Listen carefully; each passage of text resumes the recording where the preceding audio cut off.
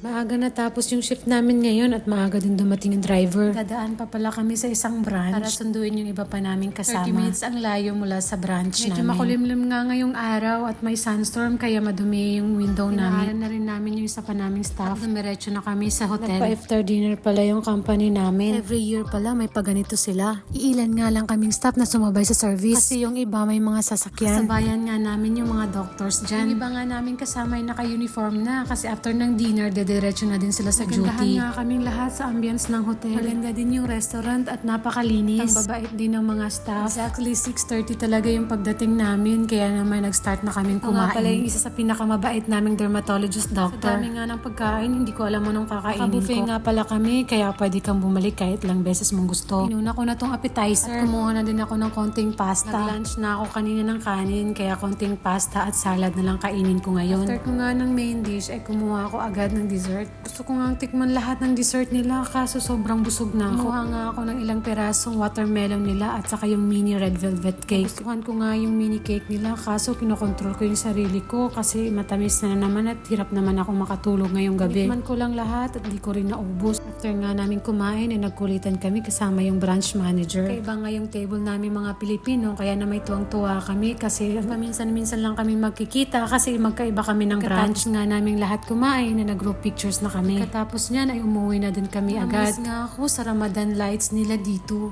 Talagang punong-puno ng ilaw yung daan. Exactly 8 p.m. ay nasa bahay na ako. Sobrang busy nga ng araw ko kaya feeling ko ang dami kong ganap ngayon. So that's all for today's video, B. See you next time.